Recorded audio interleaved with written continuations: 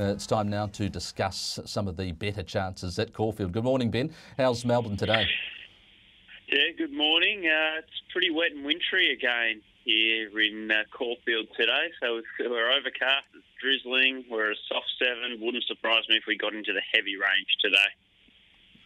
Okay, always a challenge to analyse the form given variable track conditions. Here is the market for the first race that we're going to take a look at. It's the 7th, where Gododdin is $4. Golden Halo's come up $4.60. Sweet Jazz $5 and Pinion $6.50. This is tab.co.nz, option 184 if you want to bet on the win market. Ben, how did you see this?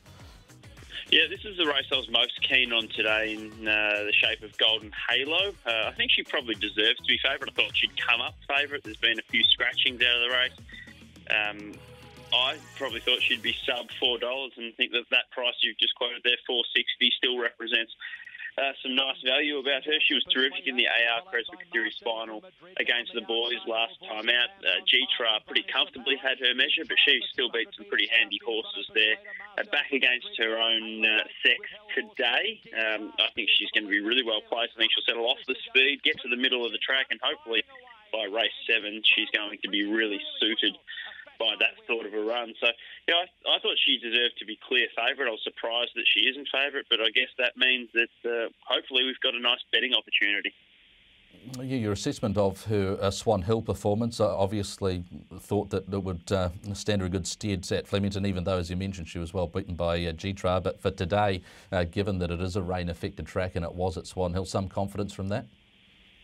Yeah, I think Swan Hill was more hearing her trainer, just about giving her that confidence booster. It had been a while since she'd won. She'd been contesting probably much stronger races than today for a lot of her career after showing a lot of promise when formerly with Darren Weir. And I think that was just a confidence booster and dead set. You're not going to see too many easier wins than the way she put them away at Swan Hill. It was a very pretty watch for the punters that backed her there. So I like what Daniel Bowman did there, taking her to Swan Hill just to give her that confidence booster. She backed it up with another good run at Flemington. And even, if you're going, I think, 3 starts back in Adelaide, she just had no luck given the pattern. I'd ignore that run. She didn't have any chance getting back into the middle of the track that day. And 4 starts ago, she ran some of the fastest closing sectionals at Group 2 level in the Euclid Stakes. So I think she really finds a winnable race today.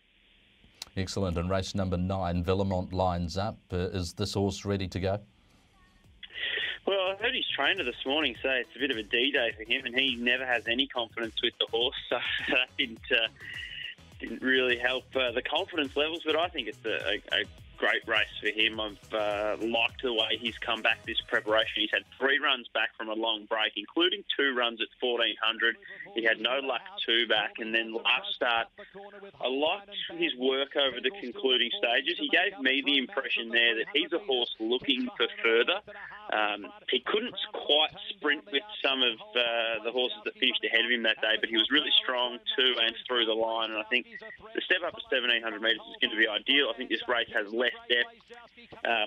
If he can find his best form, he ran 4th in an Australian Guineas. He was a winner at stakes level last preparation, and the key is all that best form's been around the 1600 metre mark. 1700 today should be ideal, and he really gets his chance to bounce back into the winner's soil again today. And for me, a bit like Golden Halo, the big thing with Villamont is just his price. He's, I think, around the $6 mark this morning. I think he's probably deserves to be a fair bit shorter than that, and in a pretty thin race in terms of what he's contested throughout most of his career. I think he gets his chance to bounce back today. There's no more excuses for Villamont. Yeah, tasty prices $4.60 and $6 for the 2 you've presented thus far. How about in race number 3? You've got one for us there? Yeah, in terms of a real roughie at a price here that I think can run a bit of a race for the punters, probably more on an each-way basis, perhaps 1 by 3, triple the amount to place, is race 3, number 5, Aaron Cheney.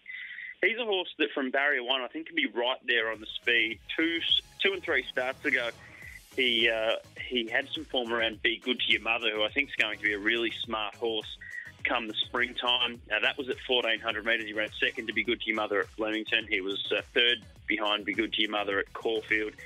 He then went back to 1200 metres at Flemington. It was just a completely unsuitable race for him. I don't think he has the sharpness to contest a 1200 metre race down the straight, but back around the bend up to 1400. the form 2 and 3 starts ago tells me he's a much better chance than a $18, $19 chances I'm seeing here in the market at the moment. So I think he can run a real cheeky race at a huge price. Excellent. Ben Asgari, Racing.com form analyst. Thanks for your time this morning. The Punters Lounge Live Caulfield Best Bets.